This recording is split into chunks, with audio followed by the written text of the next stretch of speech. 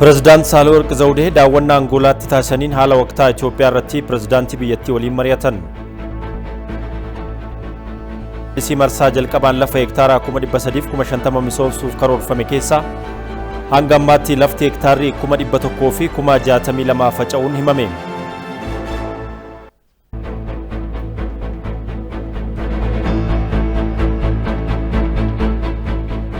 Hongee naannoo Somaaliyaatti mudatee dandamachuudhaaf hawaasni loon isaa bakkaa bakkatti sochoosaa jira jedhame. Akkam jirtu kabajamtoota daawwattoota keenya televezyiinii Itoophiyaa irraa oduu sa'aatii kanaa waliin Antaaddasa Tarrafaati hanga xumuraatti waliin tura.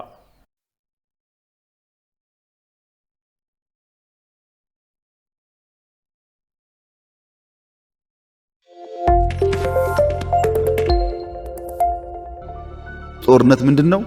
የፖለቲካ ፍላጎት የመጨረሻው መጫኛ የመጨረሻው ፍላጎት ማሳኪያ መንገድ ነው።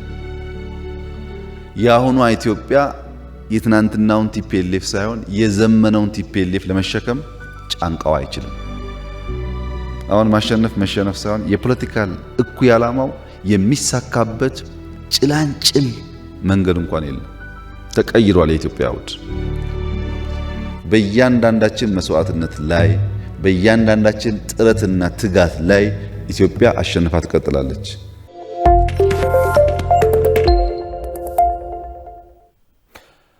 ሚኒስትር ሙሜ አብይ አህመድ ገራ ተርኪቲ መለኒሩ ሚኒስትር ሙሜ ኢትዮጵያ ዶክተር አብይ አህመድ ጅለሳኒ ገራ ተርኪ ከኒመለን ያይ ወሎ አፍሪካ ተርኪ ሰደፋረቲ ማቹፍ ጀደሜራ ሚኒስትር ሙሜ ዶክተር አብይ አህመድ ኢስታንቡል እርጋ ገለኒ ቦዳ Prezidaantiin Tarkii Recep Tayyip Erdogan waliin dhimmoota garaagaraa irratti mari'ataniiru.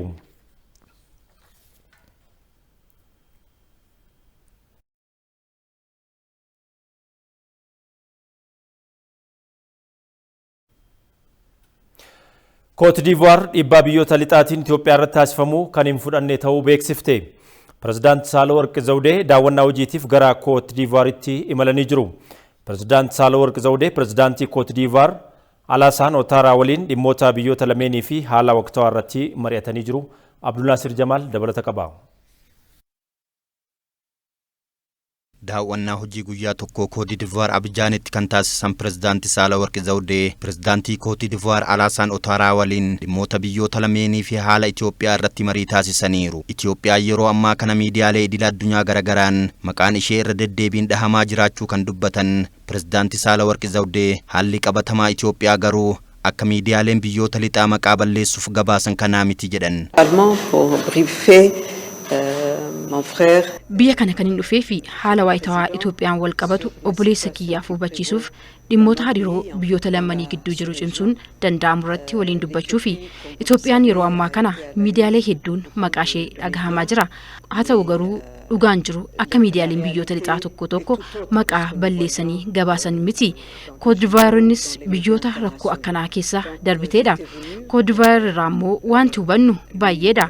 Hanga asturrittis haala waayitawaa Itoophiyaan keessa jiru hubachiiseera. Gama biraan hariiroo biyyoota lameenii waggoota dheeraa lakkoofsise dhimmoota cimsuu danda'amu irrattis marii taasifneerra. Marii aangoota lameenii kana kan hordofan ministeera dhimma alaatti Daarektarri dhimmoota Afrikaa obbo Akiliiluu Kabbadaa Prezidaantiin Côte d'Ivoire mootummaan Itoophiyaa karaa seera qabeessaan filamuu kan amananii fi dhiibbaa seeraan alaa mootummaa kana irratti taasifamu kamuu kan hin fudhanne ta'uu dubbataniiru jedhan. በህገወጥ መንገድ ህጋዊውን መንግስት ላይ የሚደርስ ማንኛውንም ጫና mootummaa seera qabeessa karaa seeraan alaatiin dhiibbaa taasifamu kamiyyuu Côte d'Ivoire akka hin fudhanne afaan isaaniitiin dubbatanii jiru. Bu'uura irraas Itoophiyaan ejjennoo sirrii hordofaa jiraachuu amanuun isaanii ibsanii jiru. Dhiibbaa mootummaa Itoophiyaa irratti taasifamu Côte d'Ivoire akka hin fudhanne jeela sararanii eega himanii booda biyyi isaanii mootummaa Itoophiyaa deeggaruufis ejjennoo jabaa qabaachuu himanii jiru. Prezidaantiin Alassane Ouattara dhiibbaa Itoophiyaa irratti karaa seeraan alaan taasifamu kamiyyuu kan hin fudhannee fi turtii Prezidaantii Saalawarqi Zawudee waliin taasisaniinis dhugaa Itoophiyaa hubatanii biyyoota michuu isaanii ta'an hubachiisuuf akka hojjetan waadaa galus dubbachuu obbo Akiliiluu Kabbadaa himaniiru. Côte d'Ivoire ከሌሎች ሀገሮች ወዳጅ የኮት ዲቯር ሀገራት ጋር ሁኔታውን በማስረዳት Côte d'Ivoire michuu biyyoota ishee taate waliin haala wayitaawaa biyyattii hubachiisuun deeggarsa Itoophiyaadhaaf taasiftu cimsitee itti fufuudhaaf fedha qabaachuu dubbataniiru.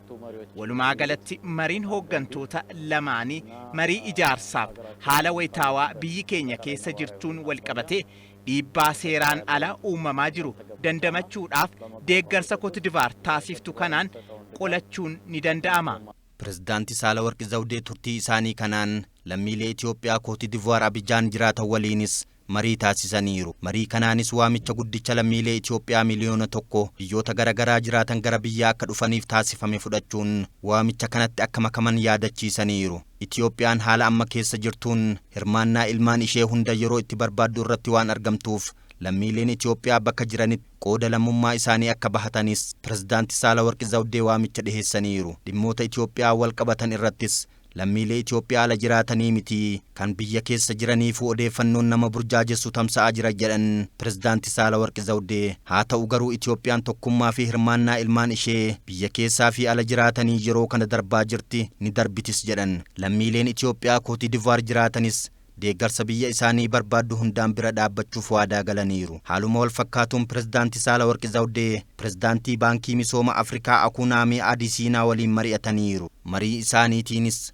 Projektoota misoomaa Itoophiyaa fi Afrikaatti hojjetamanii fi gahee isaan guddina ardichaaf qaban irratti waliin dubbataniiru. Itoophiyaa sababa waraanaan miidhaa irra qaqqabe irraa bayyanachuuf carraaqqii taasiftu keessatti deeggarsa akka taasisan pirezidaantiin baankichaa Akunaamii Adisiinaa ibsaniiru. Waggoottan darbanittis baankichi dameewwan misooma qonnaa, bishaan, geejjibaa fi anniisaaf birrii biliyoona 1 taasisuu isaas pirezidaanti Saalawarqi Zawudee dubbataniiru. Pirezidaant Saalawarqi Zawudee turtii isaanii Cote d'Ivoire xumuruun gara Angoolaatti imalaniiru. Pirezidaant Saalawarqi turtii isaanii Angoolaatiin pirezidaantii biyyattii Joo Maanuweel Loorenso waliin dhimmoota biyyoota lameenii fi qaxanichaa irratti akkasumas haala waqtaa Itoophiyaa ilaalchisee marii gaggeessaniiru. Angoolaan biyyoota kibba lixa Afrikaa keessaa gamtaa Afrikaa keessatti biyyoota dhiibbaa uumuu danda'an keessaa ishee tokko jedhama. Bara 1970 keessaa erga sirna gita bittaa irraa bilisa baatee kaasee hariiroo Itoophiyaa fi Angoolaa keessattuu gama siyaasaaf dippiloomaasiitiin cimaa dhufeeraas jedhameera. Pirezidaant Saalawarqi daawwannaa hojii Angoolaa boodas gara Gaaboon imaluun pirezidaantii biyyattii waliin ni maratu jedhamee eegama.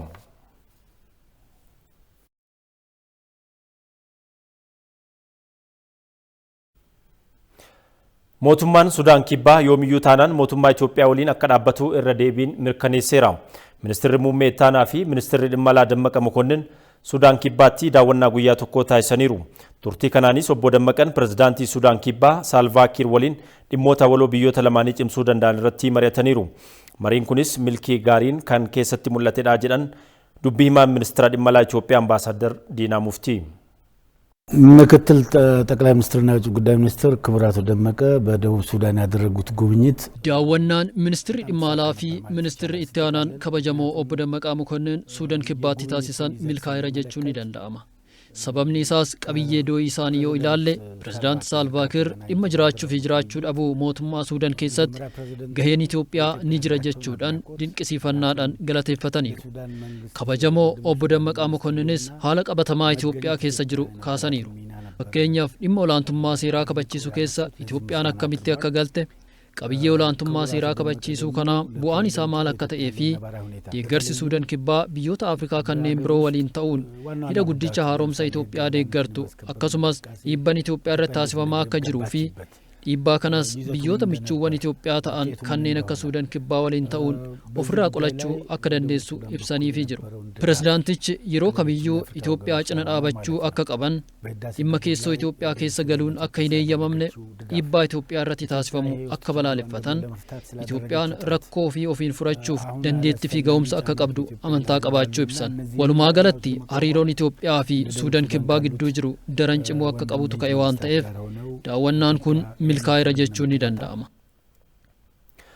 Michummaan biyya tokkoo kan adda baafamu yeroo rakkoo akkanaatti kan jedhan Ambaasaadder Diinaan Sudaan kibbaas yeroo kanatti lammiilee biyyattii waliin ta'uun ishee fi dhiibbaa Itoophiyaa irratti seeraan ala taasifamu kamuu kan hin fudhanne ta'uu ishee ibsiteetti jedhan Ambaasaadder Diinaan. እውነተኛ ወዳጅ የሚታወቀው በችግር ጊዜ ነው።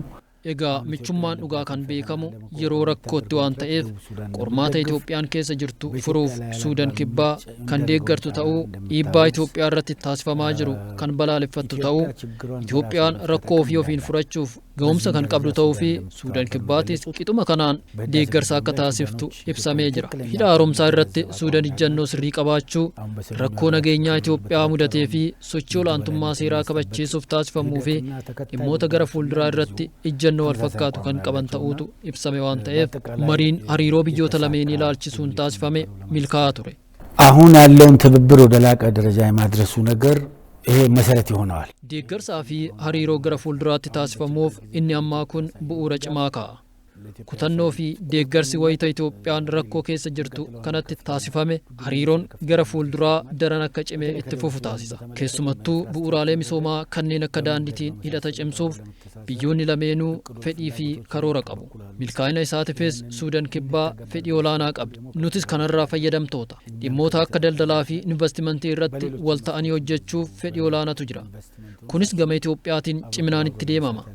Yeroo dhiyoo keessatti gara hojiitti akka galamus abdiin qaba. Biyyoonni lixaa fi dhaabbileen isaanii haala qindoomina qabuun Itoophiyaa irratti dhiibbaa cimsanii itti fufanii jiru. Walga'iin mana maree mirgoota namoomaa dhaabbata mootummoota gamtoomanii haala mirga namoomaa Itoophiyaa ilaalchisuun waamames agarsiiftuu dhimma kanaa yoo ta'u, dhaabbileen mirga namoomaa falman Amnesty International faas walga'ii kana Itoophiyaa irratti murteen tokko akka darbu daran barbaadaa jiru. Abdoo Tashitaa dabalata qopheesseera. Biyyoonni lixaa fi dhaabbileen isaanii kanneen akka miidiyaa fi mirga namoomaa falmina jedhanii sababa waraana naannoo kaaba biyyattiitiin wal qabatee dhiibbaa mootummaa Itoophiyaa irratti taasisan bifa garaagaraatiin itti fufaniiru. Itoophiyaa irratti dhiibbaa uumuun wal qabatee biyyootaa fi dhaabbileen kunniin odeeffannoo fi gabaasaalee sobaa qindeessuu fi hafarsuun haala qindoomina qabuun waltumsanii hojjetaa jiru. Kanaafis biyyoonni lixaa tokko tokko Itoophiyaa irratti dhiibbaa fi murtee tokko dabarsuu yoo barbaadan dhaabbileen addunyaa mirga namoomaa falman kanneen akka Amnesty International fi Human Rights Watch jedhaman gabaasa sobaa murtee fi dhiibbaa isaan yaadan kanaaf galtee ta'u qindeessuun miidiyaalee isaaniitiin hafarsuu akka tooftaa guddaatti fudhachuun itti fayyadamaa jiru. Dhimma kana tokko tokkoon ilaaluuf walgahii mana maree mirgoota namoomaa dhaabbata mootummoota gamtoomanii dhimma Itoophiyaa irratti gamtaa Awurooppaa fi Ameerikaan waamame kaasuun barbaachisaadha. Kaayyoo walgahii kana mootummaan Itoophiyaa waraana garee shororkeessaa TPLF wajjin taasisaa jiruun wal qabate dhalattoota Tigraay irratti miidhaa mirga namoomaa waan raawwate fakkeessuun biyyattii irratti dhiibbaa uumuun murtee dabarsuudha. Dhaabbileen mirga namoomaa kanneen akka Amnesty International fi Human Rights Watch jedhamanis shira kana fiixaan baasuu fi kaayyoo walgahii kanaa milkeessuuf mootummaan Itoophiyaa Tigraay gama lixaatti sarbama mirga namoomaa raawwateera ibsa jedhu baasuun gabaasa sobaa tamsaasaa jiru. Dhaabbileen mirga namoomaa kunniin walgahii Itoophiyaa irratti dhiibbaa uumuuf waamame kana eeguun walgahichaaf guyyaan tokko wayita hafutti ibsa kana baasuun isaanii ammoo biyyoota alaa fi keessaan Itoophiyaa irratti duulan wajjin dhaabbachuu isaanii ifatti kan mirkaneessudha. Walgahii kana Itoophiyaa dabalatee biyyoonni Afrikaa hundi mormuun irratti hirmaachuu irraa waan of qusataniif murteen bakka abbaa dhimmaa kan taate Itoophiyaa fi Afrikaan hin jirretti murtaa'u kamuu haqa qabeessa waan hin taaneef kan hin fudhanne ta'uu Itoophiyaan beeksifteerti. Komishinii mirga namoomaa Itoophiyaas dhimma kanaan dura komishinii mirga namoomaa gamtaa Awurooppaa wajjin ta'uun qoratee ture. Manni maree mirga namoomaa dhaabbata mootummoota gamtoomanii deebi'ee ilaaluuf walgahii waamuun isaa sirrii miti jechuun mormeera. Dhaabbileen mirga namoomaa kunniin dhuguma haqaaf dhaabbatan taanaan murtee bakka Itoophiyaan hin jirre kanatti ishee irratti dabarfamuuf yaadame kana mormuu qabu ture. Kun loogummaa isaanii ifatti kan agarsiisudha. Kanarraa ka'uunis lammiilee fi dhalattoota Itoophiyaa biyyoota alaa jiran dabalatee kanneen biyya keessaa walgahii mana maree mirga namoomaa dhaabbata mootummoota gamtoomanii kana karaa garaagaraatiin mormuu irratti argamu. Dhaabbileen mirga namoomaa kunniin dhiittaa mirga namoomaa mancaatii qabeenyaa fi saamichaa gareen shororkeessaa adda bilisa baasaa uummata Tigraay iddoowwan naannoo Afaarii fi Amaaraatti qabatee turee fi ammas isa harka jiranitti raawwatee fi raawwataa jiru osoo dhagaan callisuu filachuun isaanii qaamolee walabaa ta'uu isaanii shakkii keessa kan galchuu fi garichaaf looguu isaanii ifatti kan agarsiisudha. Walumaa galatti dhiibbaa fi miidhaan biyyoonni lixaa fi dhaabbileen isaanii Itoophiyaa irratti taasisan yeroo ammaa kana dhoksaan osoo hin taane fuullemaan raawwatamaa jira. Kanaan duras manni maree tasgabbii dhaabbata mootummoota gamtoomanii ajandaa misoomaa isa hin ilaallanne hidha haaromsaa guddicha Itoophiyaa dabalatee dhimma Itoophiyaa irratti yeroo hedduu walgahii waamuun isaa kan yaadatamudha. Dhiibbaa fi gidduseentummaan biyyoota lixaatiin Itoophiyaa irratti gaggeeffamaa jiru kun garuu dhimma biyya irratti tokkummaa lammiilee Itoophiyaa biyya keessaa fi alaa daran cimsuu irra darbee Afrikaanotaa fi hawaasni gurraachi Itoophiyaa cinaa dhaabbachuun sagalee biyyattii addunyaa irratti akka dhageessisan kakaaseera. Sababa duula birmadummaa biyyaa kabachiisuutiin lammiilee qe'ee fi qabeenya isaanii irraa buqqaan deebisanii dhaabuun cimee itti fufuu qaba jedhan pirezidaantiin mootummaa naannoo Sidaamaa Dastaa Leedaamoo. Humni shororkeessaa TPLF saba Sidaamaa sanyummaadhaan ajjeesee jira. Kanaafis gocha hamaa seenaan yoomiyyuu hin dagannee saba kanarratti raawwateeraas jedhan dabalata qabna. Gareen shororkeessaa adda bilisa baasaa uummata Tigraay saboota biyyattii irratti cunqursaa akkuma qaqqabsiisaa ture saba Sidaamaa irrattis miidhaa guddaa qaqqabsiisaa akka ture pirezidaantiin naannoo Sidaamaa obbo Dastaa Leedaamuu dubbataniiru.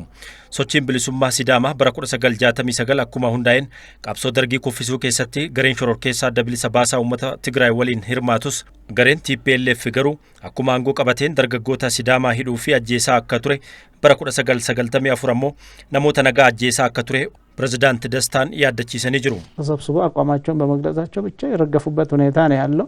ደርገጎኒ ሰበ ሲዳማ ወሊቲ ቀበመኒ ጋፊ ኢሳኒ ቆፋ ዋን ሄሰኒፍ አጄፈመን ሃዮኒ ሲዳማስ የሮ ገረገራ አጄፈመኒሩ ስርኒቺ ሰበ ሲዳማ እረቲ ሚዳ ጉዳ ቀቀብሲሳ ቱሬ ጅራ ከናፉ ሰብኒ ሲዳማ ሁምኒ ኢትዮጵያ ሁምናን ቡልቻ ቱሬ አቡት አከ ጅጅረሙ ዋን በርባዱፍ ቀብሳአ ቱሬ qabsoon isaatis milkaa'ee sabni Sidaamaa amma jijjiirama kana yaadaaf amantaa guddaadhaan deeggaraa jira. Gareen shororkeessaa adda bilisa baasaa uummata Tigraay saba Sidaamaa irratti shiraa garaagaraa raawwatee dogoggorsuudhaaf yaalaa turus sabni Sidaamaa osoo hin gowwoomin qabsoosaa abuut irratti finiinsaa ture kan jedhan pirezidaantiin naannoo Sidaamaa obbo Dastaan amma gareen shororkeessaa adda bilisa baasaa uummata Tigraay kun badutti tumsi sabaaf sablammootaa cimee itti fufuu qabaa jedhan. ጦርነቱ አሸባሪው ህወሓት ዳግም የሀገራችን ስጋት እስከማይሆንበት ድረስ waraanni ammaa kun abuut deebi'ee yaaddoo sabootaa akka hin taanetti balleessuudhaaf cimee itti fufuu qaba. Raayyaan ittisa biyyaa cimuu qaba. Hamilee guddaadhaan deeggaramuu qaba. Humna namaatii fi geejjibaanis cimsuu qabna raayyaa ittisa biyyaa. Tokkummaa keenyaa cimsine humnoota biyya keessaa nu qoran irratti duuluu qabnaa kan jedhan pirezidaantiin naannichaa obbo Dastaan namoota waraana kanaan buqqa'anii fi miidhaman deeggaruu qabnaa jedhanii jiru. የተፈናቀሉ ወገኖቻችንን በቅርበት የመደገፉ ስራ ለተወሰኑ ክልሎችና ለፌደራል መንግስት ከተው ነው lammiilee keenya buqqaan itti dhiheenyaan deeggaruu qabna. mootummaan federaalaatii fi naannoo muraasa irratti dhiisuu hin qabnu. qaama tokkotti ba'aa ta'uu hin qabu. naannoleen hedduun wal qarqaarree deeggaruu qabna. sochii raayyaa deeggaruu keessatti hojii guddaan hojjetameera. nuti hanga humna keenyaatiin deeggarree jirra. kun humna qabaachuu keenya agarsiisa. nuti Itoophiyaanonni humnaa fi ga'umsa qabnuun wal utubuu qabna. mootummaan naannoo Sidaamaa raayyaa ittisa biyyaa adda waraanaa jiru deeggaruu bira darbee humna addaa naannichaa naannoo Beenishaangul Gumuzitti erguudhaan hidhaaromsa guddicha Itoophiyaa eeguu akkasumas daangaa biyyaa kabachiisaa jiraachuu pirezidaantiin naannoo Sidaamaa obbo Dastaa Leedaamoo yaadachiisaniiru. bara kana naannoo Oromiyaatti qamadii jallisii marsaa jalqabaatiin lafa heektaara 350 misoomsuuf karoorfame keessaa hanga ammaatti lafti heektaarri 100 fi 62 faca'eera. jilli pirezidaantii mootummaa naannoo Oromiyaa Shimallis Abdiisaan durfamu godina Shawaa Bahaatti hojii misooma qamadii daawwatee jira. gama biraatiin jilli pirezidaantii Shimallisiin durfamu giddugala qorannoo qonnaa Oromiyaatti giddugala qorannoo qonnaa Adaamii Tulluu Jiddoo Kombolchaa keessatti qorannoowwan hojjetaman daawwatee jira. Fayyeeraa Margaa. jilli pirezidaantii mootummaa naannoo Oromiyaa obbo Shimallis Abdiisaan durfamu godina Shawaa Bahaa giddugala qorannoo qonna Adaamii Tulluutti hojiiwwan qorannoo gaggeeffamaa jiran daawwateera. giddugalichatti hojiiwwan qorannoo garaagaraa kanneen akka horsiisa qurxummii, biqiltoota garaagaraa baay'isuu, diqaalomsuu fi horsiisni loonii gaggeeffamaa jiraachuu Daayirektar Inistituutii Qorannoo Qonna Adaamii Tulluu Yaasin Ismaa'eel himaniiru. giddugaleessi keenya dameelee qorannoo qonnaa 6 irratti hojjeta. isa gugurdaa dameelee qorannoo qonnaa 6 irratti hojjetu san keessaa dameeleen 3 irratti xiyyeeffannee tissue culture, biotechnology tissue culture, muuzii babal'isee pirootokoolii isaa warradii argannee jira waan ta'eef miiliyoonsi babal'isee qonnaan biraa bilaan gaheen isaa wanni akka paayinaapilii illee jira jechuudha. Ananaasiin, avokaadoon, bunnillee handhuura dinagdee biyya keenyaa buna kan ta'e isarrattis hojjechaa jirra jechuudha. Gara jallisiitti yoo darbe jallisiin damee guddaan irratti hojjennu amma qamadii sanyii filatamaa qamadii isaaf ka qophaa'e kareef argitan sun isa facaafnee sanyii filatamaa bu'uura ta'e qonnaan bulaa biraan gahuudhaaf baay'ee kan nu gargaaru. Giddugaloonni qorannoo qonnaa humnaa fi beekumsa qaban teeknooloojii qonnaatti madaksuu fi kalaquun sirnaan hojiirra oolchuudhaan jireenya qonnaan bultootaa fooyyessuuf hojjechuu akka qaban pirezidaantii Shimallis Abdiisaa himaniiru. Qonna ibsa ejjennoodhaan jijjiiruun ni danda'ama. Marii waltajjii gaggeessaa ooluudhaan qonna jijjiiruun ni danda'ama. Qonna jijjiiruu kan danda'amu saayinsii qofaan, beekumsaan. Saayinsiif beekumsi sun immoo isin bira jira. Asitti kan tishuu kaalcharii irratti argine waan ajaa'ibaati. Teknooloojiin dhumaa kan qonnaa keenya tishuu kaalchariidha. Tishuu kaalcharii irratti jabaanneen hojjennu taanaan baay'ee rakkan. Muuzii inisheetivii muuzii jennee amma jalqabne muuzii impoorti goona. Hindii fi Israa'el irraa impoorti goona. Otuu tishuu kaalcharii akkanaa qabaannee dafnee irratti hojjennee jiraanne karaa dheeraa deema. Waggaa lama kan erga sirriitti jalqabdanii dhageen jira waan gaariitu hojjetame. Jalqabbii gaariidha kan jiru. Tishuu kaalcharii kana garuu kan miiliyoona 200,000 biqiltuu oomishu gochuu nurra jiraata. Haaluma wal fakkaatuun jilli pirezidaantii Shimallis Abdiisaan durfamu godina Shawaa Bahaatti misooma qamadii bonaa daawwateera. Qonnaan bultoonni misooma qamadii irratti bobba'an bara kana deeggarsaa fi gorsa ogeessota qonnaa biraa argataniin qamadii jallisiin oomishaa jiran irraa callaa gaarii kan abdatan ta'uu himaniiru. Dura amma qamadii kana oomishnu qarxiidhaan kara 20 baasna. Timaatimii waggaa dhaabne immoo kara 50 baasna. Kunis baay'ee jijjiirama baay'eedha. Amma kana kaasni immoo kara marsaa lamaffaa akka deemnu mootummaanis wanna baay'ee nu godhaa jira. Mutaras nu kennee xaa'os nu kennanii. Hoogganaan biiroo qonnaa fi qabeenya uumamaa Oromiyaa obbo Abarraa Warquu karoora mootummaan qamadii alaa galu hambisuuf karoorsee hojjechaa jiru milkeessuuf naannoo Oromiyaatti bara kana qamadii jallisii marsaa lamaan lafa hektaara 600 fi 700 misoomsuuf karoorri qabamee haala gaariin raawwatamaa kan jiru ta'uu himaniiru. Oomisha qamadii jallisiidhaan karoorri qabame hektaara 300 fi 50. Aktuaalii karoora kana guddisnee karoorfannee hiixannee karoorsine hiixannee hojjennaneeti karoorfannee jira. Asirraa oomisha miliyoona 17 arganna jenneeti kan hojjechaa jirru. Inni kun karoora kana gahuudhaaf hojjechaa jirra. Yeroo ammaa kana raawwiin keenya qophii lafaatii wajjin wal qabatee gara 200,000 fi 60,000 ol qophaa'ee jira. Waliigala isaa immoo oomishni maalu kan sanyiidhaan uwwifame aga ammaatti hektaara 100,000 fi 50,000 ol 53 already hojiirra oolchinee jira. Inni kun ammas ariitiidhaan kan inni hojjetamaa jiru. Jallisii bonaa marsaa jalqabaan lafa hektaara 300 fi 50 misoomsuuf karoorfame keessaa hanga ammaatti lafti hektaarri 100 fi 62 faca'uu kan himan pirezidaantiin mootummaa naannoo Oromiyaa obbo Shimallis Abdiisaa milkaa'ina hanga ammaaf gaheen qonnaan bultootaa olaanaa ta'uu himaniiru. Marsaa tokkoffaa tattaaffii guddaa goonee hektaara 160 qofa kan milkeessine. Amma guyyaa har'aa amma sa'aatii kanaatti hektaara 162 uwwifamee jira jechuudha. Yeroo ji'a tokko ol ta'e qabna. Yeroo ji'a tokko ol ta'e kana keessatti immoo yoo xiqqaate hanga hektaara 350 marsaa tokkoffaadhaan inni uwwisna jennee yaadna. Marsaa lammaffaa innaatti dabalamu hektaara 607 karoora keenya walii galaa jechaadha. Kana jechuun oomishni keenya ganna baranaa hojii bal'aa hojjennee qonnaan bulaa kakaafnee hojiin misooma qamadii hektaara miliyoona 1.2 uwwisne ganna baranaa. Kanaaf bonaan qofa walakkaa kan gannaa sana barana uwwisuu hin dandeenya jechaadha. Bara darbe yeroo kana ganaa hektaara 20,000 facaafne sa'aatii kanatti.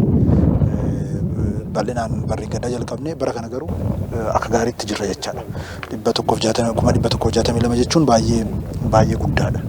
Akka godina Shawaa Bahaatti lafa hektaara 35,000 irratti qamadii bonaan misoomsuuf karoorfame keessaa lafti hektaarri 24,000 fi 800 hanga ammaatti faca'uu isaa ragaan waajjira qonnaa godinichaa irraa arganne ni ifoomsa.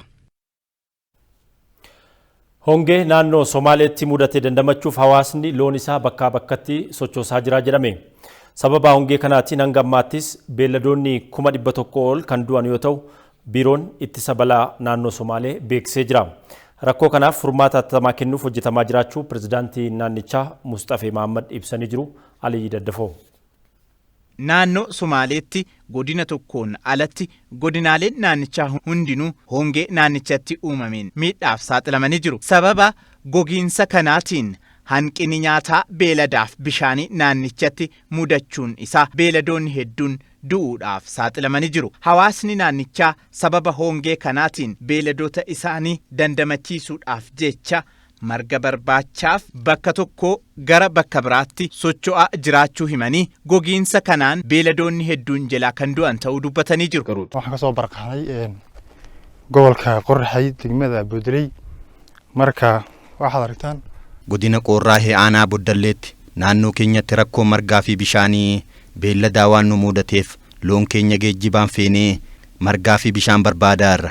Iddoo bishaanii fi marga argannetti loon keenya qorra dandamachuu waan dadhabaniif nu jalaa du'aa jiru. Ani aanaa Dagaabur irraa dhufe. Namoonni biroos sababa hongeen uumameen qe'ee isaanii irraa buqqaanii as jiran jiru. Beeyladoonni keenya gammoojjii waan barataniif qorra dandamachuu dadhabanii du'aa jiru. Mootummaan qorichaa fi nyaata beeyladaa akka nuuf dhiheessu gaafanna. Biiroo ittisa balaa naannoo Somaaleetti qindeessaan damee hojii dursanii balaa beeksisuu obbo Bashir Arab gama isaaniitiin nyaata beeladaa barbaaduudhaaf lakkoofsi qonnaan bultoota iddoo gara iddoo tokkootti socho'anii olaanaa ta'uu himanii beeladoonni sababa hongeetiif qorraatiin du'an 100,000 ol akka ta'an dubbatanii jiru. ከአሁን ባለን መረጃ ከ100,000 በላይ እንስሳት እንደሞተ ነው። ረጋ አንጋማቴ ቀምኑን beelladoonni 100,000 oltu sababa hongee kanaatiin du'e. Beelladoonni konkolaataan fe'amuun as dhufanis qilleensa qorraa waan dandamachuu hin dandeenyeef du'aa jiru. Miidhaa sababa hongeetiin naannoo Somaaleetti mudate kana hir'isuudhaaf mootummaan naannichaa hojiiwwan hedduu hojjetaa jiraachuu pireዝዳንቲን naannoo Somaalee obbo Mustafa Muhammad ibsaniiru. አሁን ባለው ሁኔታ ለውሃ ህዝቡ ውሃ እንዳያጣ የውሃ ፕሮጀክቶች haala amma jiruun uummanni bishaan akka hin dheebonneef pirojektiiwwan bishaan tajaajila guutuu akka kennaniif birrii miliyoona 200 ol ramannee hojjetaa jirra. Marga Suudaan jedhamu godina gudeetti biqilchaa jirra. Isas godinaalee garagaraatti ergaa jirra. Nyaata beelladaa dabalataas magaalaa Finfinnee irraa argannee haala kanaan rakkoo kana furuuf socho'aa jirra. Daawwattoota oduuttaanuun manni maree mirgoota namoomaa dhaabbata biyyoota gamtoomanii wixinee murtee yaada Itoophiyaa irratti dhiyeessee biyyoonni 15 mormaniiru. Manni marichaa yaada murtee wixinee dhiyeessee biyyoonni 15 yoo morman biyyoonni dabalataa 11 ammoo sagalee isaanii dhorkatanii jiru.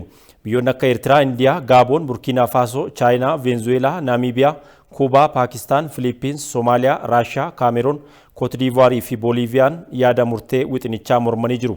Wixinee murtee yaadaa irratti biyyoonni sagalee isaanii dhorkatan Liibiyaa, Maalaawii, Sudaan, Seenegaal, Toogoo, Mooritaaniyaa, Baahireen, Baangilaadesh, Neepaal, Uzbeekistaanii fi Indooneeziyaa ta'uun beekamee jira.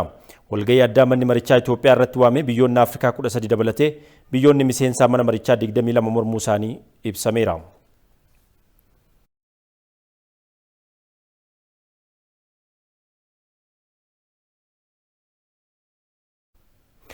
Naannoo Oromiyaa godina Shawaa Bahaa aanaa Luumee fi Dugdaatti maatii duultota milishaatiif midhaan sassaabame. Aanaalee kanneenitti maatii milishootaa kanaatiif deeggarsi garagaraa taasifamaa jiraachuu waajjirri paartii badhaadhinaa godinichaa beeksisee jira. Abaaboo Maammoo. Gareen shoror keessaa adda bilisa baasaa uummata Tigraay kaaba biyyattii irraan waraana erga eegalee sabaaf sablammoonni biyyattii kallattii maraan raayyaa biyyaatti makamuu fi kaawwan ammoo leenjii gaachana sirnaa fi milishaan hirmaachaa jiru. Naannoon Oromiyaa hirmaannaa qolannaa waraanaa kanarratti gahee olaanaa baachaa jira. Milishoonni maatii isaanii hawaasaa fi mootummaatti imaanaa kennachuun duulanis hedduudha.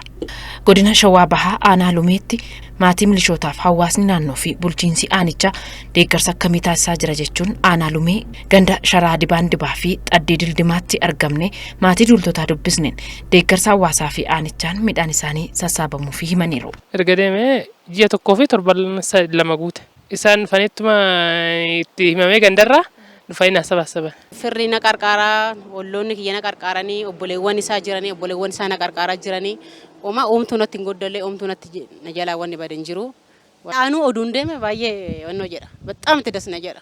Omaan gaddine wanna takka dasna jedha. እንግዲህ እሱ ገዝቶ ያረሰው መሬት ነበረ እሱን ያው lafa qonnaa bitee qotee jira. Aanaan walitti nu sassaabeera. Waan barbaachisu hundaa gochuun midhaan kiyya manatti naaf galchaniiru. Bulchiinsi aanichaa osoo hin hafin na cina dhaabbachuun hawaasni na deeggaruun midhaan kiyya naaf sassaabame. Gara fuulduraattis aanichi akka na deeggaru abdiin qaba. Bulchaan aanaa Lumee Asraat Geetuu raayyaa ittisa biyyaatiifis ta'e milishootaa fi maatii isaaniif deeggarsi taasifamu fuula duratti akka itti fufuu himaniiru. Akka waliigalaatti gandoota qabnu hunduma keessattuu milishoonni kun ganda hunduma keessaa deemanii kanaaf milishoota keenyaaf hojii oomisha walitti qabu oomisha qofa walitti qabu qofa osoo hin taane immoo bakka rakkoon harka qalleeyyummaa jirutti immoo uummanni hawaasni deeggarsa walitti qabuudhaan iddoo itti deeggaramanii jiran jechuudha. maatii isaanii iddoo manneen barnootaatti immoo iddoo itti akka manneen barnootaa kaffaltii qabanitti bilisan akka isaan baratan gochuudhaaf hojiin bal'aan ta'es hojjetameera. Haaluma wal fakkaatuun achuma godina Shawaa Bahaa aanaa dugdaatti ganda qotee bulaa Shubii Gamoo fi magaalaa Maqii ganda Odaatti maatii milishoota duulanii dubbisne deeggarsi taasifamaa fi jiraachuu himaniiru. Inni guyyaa kamsii deemitan ani halkanuma sana jammaree jimaa ta'e. Birrii yoo itti naannoo tokkoon ta'a gaafa duraa fidanii amma immoo qamadii fi boqqolloo hamsa. Midhaan qarxii xaafii qarxii tokko qabna. Boqqolloos qarxiif boqqolloodha. San immoo hiriyootuma isaatii fi maatuma isaa wajjiniin na sabaasaban. Deeggarsi dura naa godhame yaani hamsa tokko akkuma inni deemeen jechuudha. Hamsa tokko boqqolloo fi hamsa tokko qamadii nu kennaniiru. Dabalata immoo birrii jalqaba 1,000 nu kennanii sa'aatiin sun ayyaana qaammee ture waan ta'eef birrii 1,000 itti naa dabalan lammaffaa. Sadaffaas 1,000 naa kennanii 3,000 walumaa galatti 3,000 naa kennamee ture. Amma isa umaa isa sadaffaa irratti immoo ammas boqqolloo hamsa tokko fi qamadii hamsa tokko nu kennaniiru. Kallattii maraan deeggarsi taasifamaa jiraachuu kan eeran bulchaan aanaa dugdaa Boggee Taaffasee oomishni maatii duultotaa 90 ol sassaabamuu himaniiru. Milishoonni keenya kan naannoo isaaniitti duulan jiru. Ollaa aanaa ollaatti duulan jiru. Aanaa isaanii keessatti duulan jiru. 100 sana ol warri ta'an jechaadha. Oomishti isaanii karaa guutuu ta'een akka oomishamee sassaabamee galu godhaatti kan jiru. Olmost karaa xumuraatti kan jiru jechaadha. Karaa guutuu ta'een kan hojjetamaa jiru. Kan immoo harki isaanii qalleeyyii ta'e immoo inni deeggaramuu karaa ittiin danda'anii itti deematti kan jiru. Isas deeggaraa gargaaraatti kan jiru. Deeggarsi maatii duultotaaf akka godinichaatti taasifamu marsaa marsaan fuula duratti raabsamuuf haalli dureen xumuramaa jiraachuu kan himan ammoo bulchiinsa godina Shawaa Bahaa Abbaabbuu Waaqooti. Maatii milishaa gargaaruudhaan naannoo fi eeguudhaan dhaabbilee adda addaa eeguudhaan waan danda'uun hawaasni tumsa gochaati kan jiru. Gama qarshiitiin fi gama inkaayindoon kan deeggarsa adda addaatiin godhamu wanni bal'aan qindaa'ee jira. Fakkeenyaaf oomishni nyaata isaanii ta'uu danda'u qamadii, xaafii, boqqolloo dabalatee wanti walitti qabamee jira. Fakkeenyaaf naannoo kuntaala 713 kan amma walitti qabamee jira. Kan maatii kana deeggaramu. Akka qarshiittis qarshiin walitti qabamaa jiru jira. Naannoo kana kennuudhaaf jechaadha.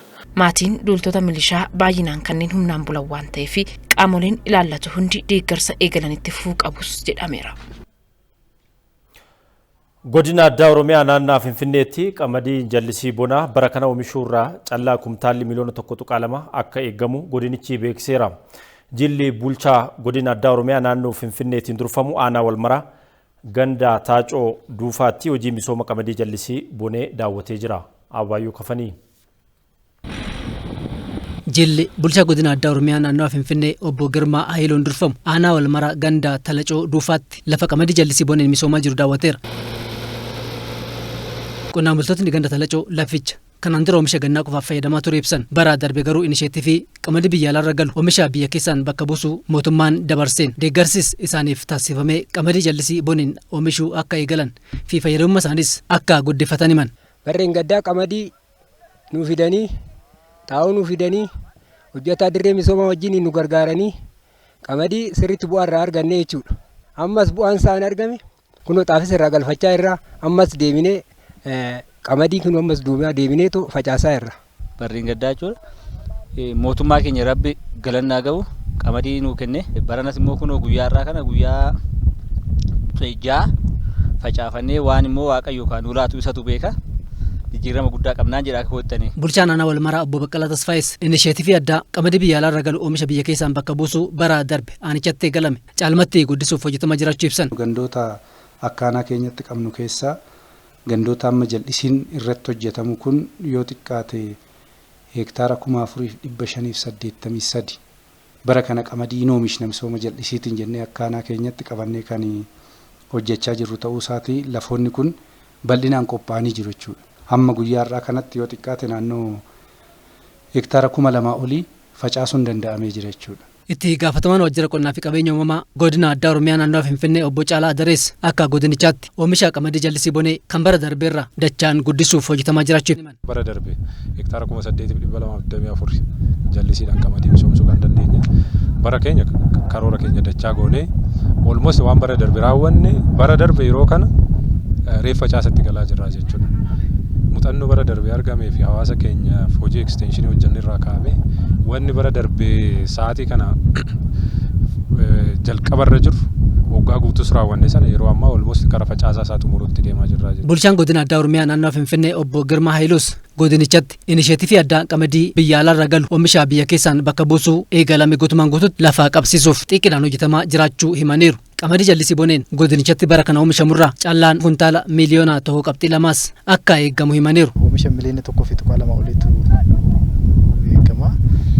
Kun qamadii oomishuu qofa osoo hin taane birmadummaa biyya keenyaa kan ittiin kabachiisnu jechuu dandeenya. Hojiin amma qamadii oomishuu, hojiin bona oomishuu kan hojjechaa jirru. Waan nuti kadhataa taaneef waan qamadii kadhannuuf abbaaf rakkoo keessa nutti galchuudhaaf yaada isaa nutti fe'uudhaaf deemaa jira.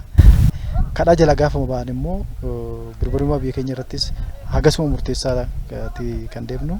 Barri kun bara xiiqii waraana gara lamaan nutti baname kallattiidhaan meeshaadhaan nutti banamee fi waraana diinagdeedhaan qoqqobbii adda addaa irratti gatame kana tokkummaadhaan kaka'umsa cimaadhaan baratti hojjennu. Oduu gaddaa dhaabbata Korporeeshinii Biroodkaastingii Itoophiyaatti waggoota 30 oliif hojjechaa kan turan aadde Masaay Xaasoo du'aan addunyaa kanarraa erga boqotanii sirni awwaalcha isaanii raawwatameera. Aadde Masaay abbaa isaanii obbo Xaasoo Waldaragaayii fi haadha isaanii aadde Fallaqach Kabbadarraa bara 1956 magaalaa Asallaatti dhalatan. Barnoota isaanii mana barnootaa Asfaa Wasanitti erga hordofanii booda ogummaa qabiinsa herreegaatiin waraqaa ragaa argataniiru. Aadde Masaay waajjiraalee gargaraa keessaa kan tajaajilan yoo ta'u, Korporeeshinii Biroodkaastingii Itoophiyaa keessatti hojii maallaqa qabu bara 1987 irraa eegalanii hojjechaa turaniiru. Sirni awwaalcha aadde Masaay Xaasoo firoottanii fi maatiin isaanii bakka argamanitti Bataskaanaa Qidduus Yoosefitti raawwatameera. Aadde Masaay haadha ijoollee 3 ta'uunis himamee jira. Korporeeshiniin Biroodkaastingii Itoophiyaa gaddatti dhaga'amu ibsaa maatii fi firoottan hundaaf jajjabina hawweera.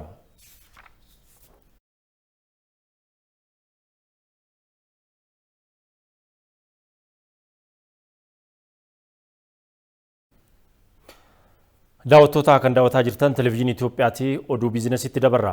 Gosaayee Birmajii istiidiyootti argamee jira. Kam jirta Gosaayee? Taadee kam oolte? Turtii gaarii siif haa ta'u. Tole ulfaadhu.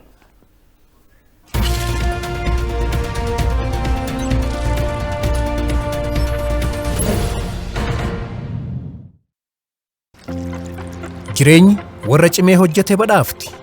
Bariidhumarraa onnatanii kan hojjetan, egeree isaanii bareechuu yaadanii otoo hin dagatin kan qusatan, qaawwa jireenyaa irratti guuttachaa badhaasa milkaa'inaa fudhachaa jiraatu. Kan buufatanirraa qusachuu otoo hin taane dursa qusatanii isa hafeen jiraachuudha iccitiin milkaa'inaa. Warra har'a qusannaadhaan hamma ta'e facaasanii boriitu firii qabeenyaa hedduu sassaabbatan. Baankiin keenya Awaash yommuu tajaajilu ulfina kennee fi dinqisiifateetis jireenyi fooyya'ee milkiin yoo badhaafaman arguun madda gammachuu keenyaati. Isin har'umarraa baankii Awaashitti qusadhaa. Baankii keenyatti yoo qusattan maallaqa biyya alaatii isinii ergamu karaa baankii keenyaan yoo fudhattan yookiin yoo sharaftan immoo badhaasa garaagaraa argattu. Carraa tokkoffaadhaan konkolaataa fe'eetii Isuuzuu, carraa lammaffaadhaan otomobiila manaa, carraa sadaffaadhaan laaptooppii, carraa arfaffaadhaan televezyiinii abbaa inchii 32, carraa shanaffaadhaan moobaayilota bilbilaa badhaafamtu. Awaashitti qusadhaa, karaa isaatiin fudhaa badhaafamaa.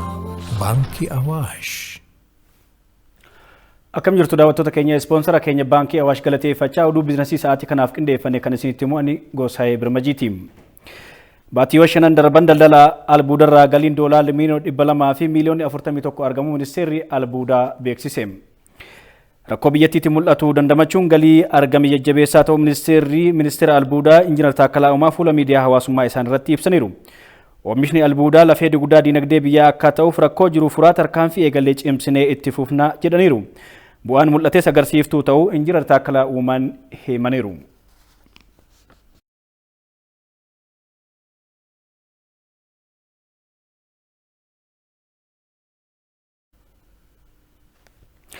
Dhalattuun Itoophiyaa Salaamaayit Zammanaa badhaasa mana maree daldalaa fi industirii Afrikaa Eeshiyaa injifatte. Salaamaayit dhalattuu Itoophiyaa Keeniyaa Naayiroobii jiraattu yoo taatu badhaasa dubartoota Afrikaa Eeshiyaa carraa uumuu irratti bu'aa olaanaa galmeessaan dorgomuun injifachuu dandeessirti. Manni marichaas walgahii isaa Gaanaa Afrikaatti taa'e irratti aadde Salaamaayit Zammanaaf badhaasicha kennuu isaa Keeniyaatti imbaasiin Itoophiyaa gabaaseera. Embaasiin Itoophiyaas badhaasichi dubartoonni ciminaan akka hojjetaniif haamilee kan uumu ta'uu himuun gammachuu itti dhaga'ame ibseera.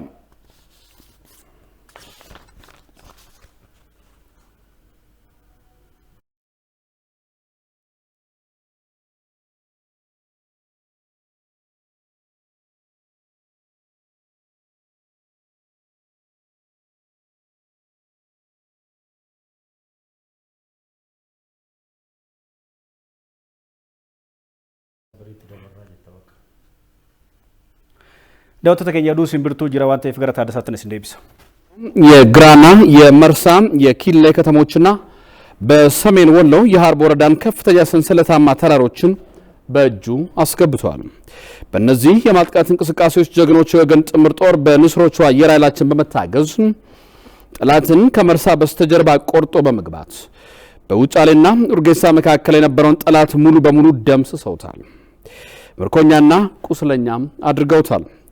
የአካባቢው ህብረተሰብ ከወገን ጥምር ጦር ጋር በመቀናጀት እግሬ አውጭኝ ብሎ የሚሸሸውን ጠላት ከየጥሻው የመነጠረ በመደምሰስ አኩሪ ጀብዱም ፈጽመዋል። ጠላትም የዘረፈውን ንብረትና ተተኳሾችን ፈጽሞ ይዞ እንዳይወጣም አድርጎታል። የወገን ጥምር ጦር በወልዲያና ሐራ ከተሞች መካከል የሚገኘውን መውጫ ያጣውን ጠላት ለመደምሰስ በተቀናጀና በተደራጀ መንገድ ወደፊት እየገሰገሰ ነው።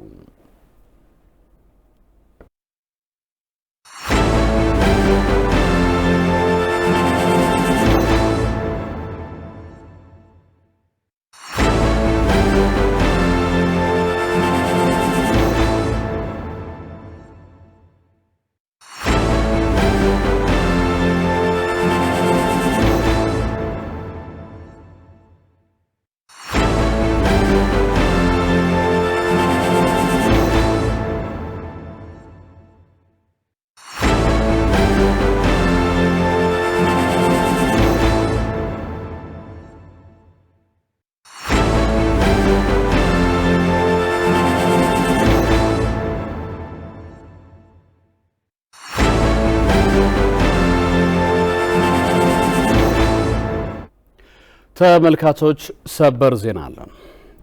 የኢትዮጵያ የጸጥታ ኃይሎች ጥምረት መርሳና ግራርን በመቆጣጠር ወደፊት እየገሰገሰ ነው።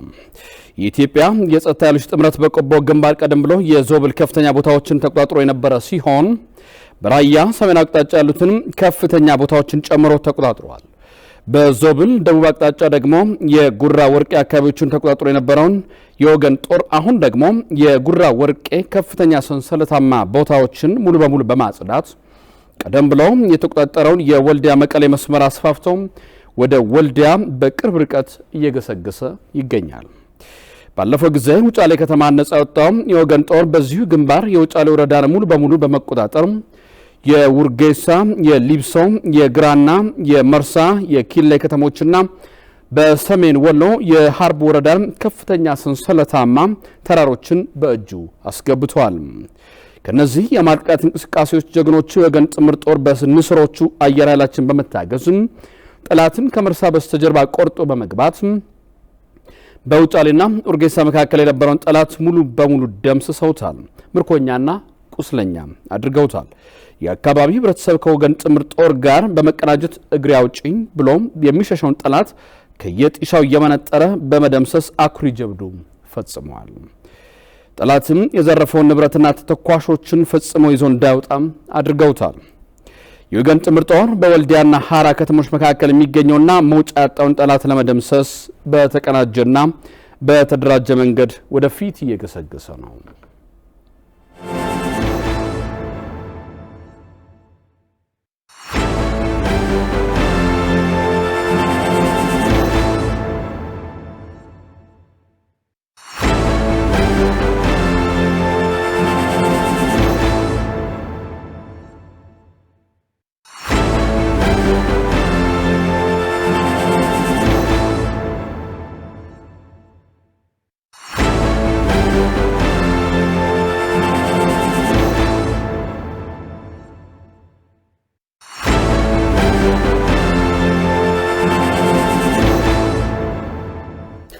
ሰበር ዜና የኢትዮጵያ የጸጥታ ኃይሎች ጥምረት መርሳና ግራናን በመቆጣጠር ወደፊት እየገሰገሱ ነው። የኢትዮጵያ የጸጥታ ኃይሎች ጥምረት በቆቦ ግንባር ቀደም ብሎ የዞብል ከፍተኛ ቦታዎችን ተቆጣጥሮ የነበረ ሲሆን በራያ ሰሜናዊ አቅጣጫ ያሉትን ከፍተኛ ቦታዎችን ጨምሮ ተቆጣጥረዋል። በዞብል ደቡብ አቅጣጫ ደግሞ የጉራ ወርቄ አካባቢዎችን ተቆጣጥሮ የነበረውን የወገን ጦር አሁን ደግሞ የጉራ ወርቄ ከፍተኛ ሰንሰለታማ ቦታዎችን ሙሉ በሙሉ በማጽዳት ቀደም ብሎ የተቆረጠውን የወልዲያ መቀሌንም መስመር አስፋፍቶ ወደ ወልዲያ በቅርብ ርቀትም እየገሰገሰ ይገኛል።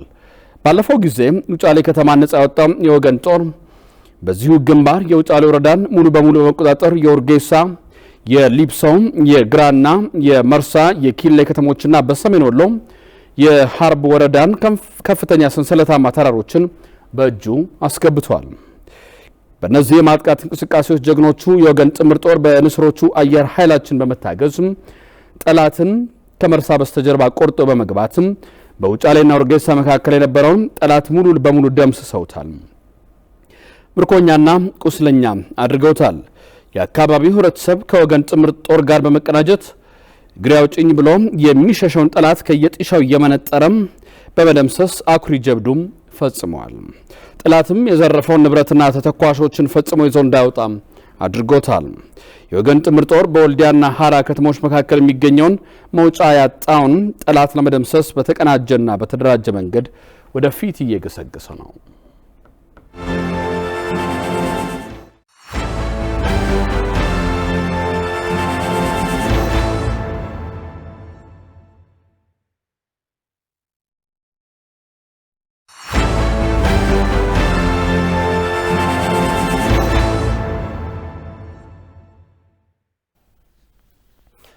ኦዱ ሲምብርቱ humni qindaa Itoophiyaa marsaa fi giraannaa to'achuun gara fuulduraatti imalaa jiraachuu tajaajilli koominikeeshinii mootummaa Itoophiyaa beekseera. Humni qindaa'aan kun kanaan dura gaarreen Zoobil to'achuun ni yaadatama. Humni qindaa'aan Itoophiyaa amma gara Waldiyaatti imalaa jira jedhameera. Humni qindaa'aan Itoophiyaa kun karaa marsaa qaxxaamuree seenuudhaan diinaa Wucaalee fi Urgeessaa jiru barbadeessee jira. Humni qindaa'aan Itoophiyaa gaarreen aanaa Harbuus to'achuun ibsamee jira.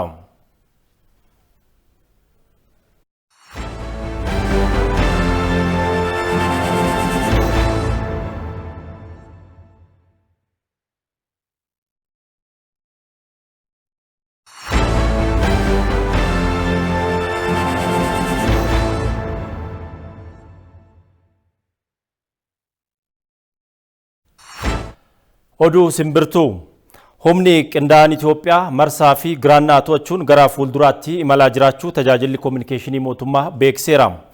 Humni qindaa'aan kun kanaan dura gaarreen Zoobil to'achuun ni yaadatama. Humni qindaa'aan Itoophiyaa amma gara Waldiyaattis imalaa jira. Humni qindaa'aan Itoophiyaa kun karaa marsaa qaxxaamuree seenuudhaan diinaa Wucaalee fi Urgeessaa jiru barbadeesseera. Humni qindaa'aan Itoophiyaa gaarreen aanaa Harbuu to'achuunis ibsameera.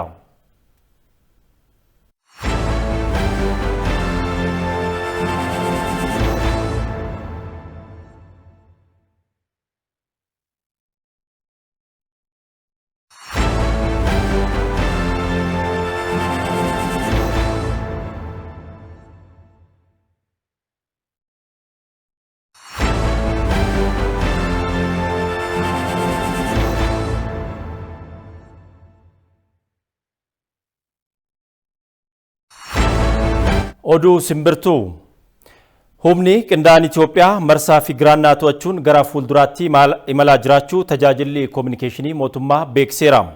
Humni qindaa'aan kun kanaan dura gaarreen Zoobil to'achuun isaa ni yaadatama. Humni qindaa'aan Itoophiyaa amma gara Waldiyaatti imalaa jira jedhameera. Humni qindaa'aan Itoophiyaa kun karaa marsaa qaxxaamuruun seenuudhaan diinaa Wucaalee fi Urgeessaa jiru barbadeesseera. Humni qindaa'aan Itoophiyaa gaarreen aanaa Harbuu to'achuunis ibsamee jira.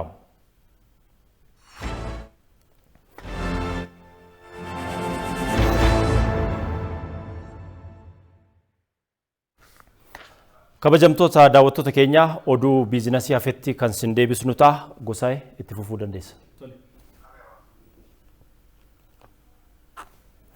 Qonnaan bultoonni godina Arsii tarsiimoo mootummaan investimentii irratti baasee bu'uureeffachuun qonna irraa gara investimentiitti ce'uun fayyadamaa akka jiran himan. Waajjirri investimentii godinichaas qonnaan bultoonni gara investimentiitti ce'uun fayyadamoo akka ta'aniif deeggarsa taasisaa akka jiru ibseera. Gabaasa waajjira dhimmoota koominikeeshinii godina Arsiif Mangistuu akkuma Qonnaan bultoonni godina Arsii tarsiima mootummaan investimentii jajjabeessuuf baase fayyadamuun gara investimentiitti ce'uun fayyadamaa jiraachuu himan. Qonnaan bultoonni godinichaas ooyiruu qonnaa qaban irratti dabalataan lafa kireeffachuun oomisha midhaanii garaagaraa fi loon horsiisuun jiruuf jireenya isaanii fooyyeffachaa jiraachuu himaniiru. Qotee bulaarraa gara investimentiitti na ceesisanii amma lafa investimentiin laalituu naa murteessee lafa hektaara 20 naa kenne. Lafa hektaara 20 kanarratti oomisha oduman jiru dura horiin horsiisaa tureyyuu horiin sun rakkoo adda addaatiin bishaan toora kana baay'ee waan hin jirreef rakkoo guddaatu narra ga'ee ture. Yeroo san harka qalleessalleedha. Waan san ta'eef amma immoo tiraaktaras mootummaan wannoorraa gara liis faayinaansiidhaan baankiin misoomaa nu kenne. Na baankii sanirraa tiraaktara san waan argadheef amma horii horsiisuudhaaf yaalii gochaa jira. Isarraa waa baay'eetu ilaalamaa jira. Tokkoffaa qotee bulaan akka isaa investimentiitti ce'uu barbaadu baay'eetu jira. Gargaarsi mootummaa erga jiraate kaka'umsi erga jiraate fakkii isaatiin namni baay'een jiruu ofii diddiiruu nan danda'utu jira jechuudha. Lafa caffee bishaan qabu kunuunsuun oomisha qamadii fi horii horsiisuun ofii isaanii fi hawaasa naannichaa tajaajiluun bu'aa gaarii argachaa jirras jedhan. Qonna kana jammarree sirriitti lafa kanarraa fooyyamnee jirra. Maatii keenyallee fooyyessinee jirra. Darbinee haga magaalaatti illee mana ijaarrannee jirra. Isuma jalaa muuxannoo argannee jecha. Makiinaa nu ergee nu qochisiisee nu kasakkasee haala kanaan nu qarqaaraa jira jechaadha. Aannan gaa calleesse ani ergan calleesse qotee bulaan kun hundi amma oduu ganama agartanii gaarii minaaminaan gurgurachaa jira taphataan. Girii haala mijaa'attuu gale warshaan illee naannoo kanatti oduu abbatee diddiiramni hin dhufa jechuudha. Bakka bu'aan waajjira investimentii fi industirii godina Arsii obbo Abaatee Ayyalee tarsiimoo fi imaammata mootummaan baaseen deeggarsa liqii taasisuun qonnaan bultoonni hedduun gara investimentiitti ceesisuun danda'ameera jedhan. Qonnaan bulaa 200 fi homaa'u gara investimentiitti fiduun danda'ameera waggaa tokko walakkaa keessatti. Kanaaf ammallee kun gahaadha jechuun dandeenyu akka godina Arsiititti. Because godinni Arsii qonnaan bulaa adda duree hedduu qaba. Godinni Arsii iddoo potenshaala guddaa qabudha. Kanaaf qonnaan bulaa kana qofa osoo hin ta'in qonnaan bulaa hedduu isaa baasuudhaaf gara investimentiitti ceesisuudhaaf hojii bal'aatti hojjetamaa jira akka waajjira investimentii fi industirii godina Arsiiti. Daawwattoota keenya oduun biizinasii sa'aatii kanaaf qindeeffanne kanneen turanii daawwachuu keessaniif ulfaadhaa jechaa gara Taaddasaattan isin deebisa. Taaddee oduu kiyya xumureetiin jira. Galatoomi Gosaa'e.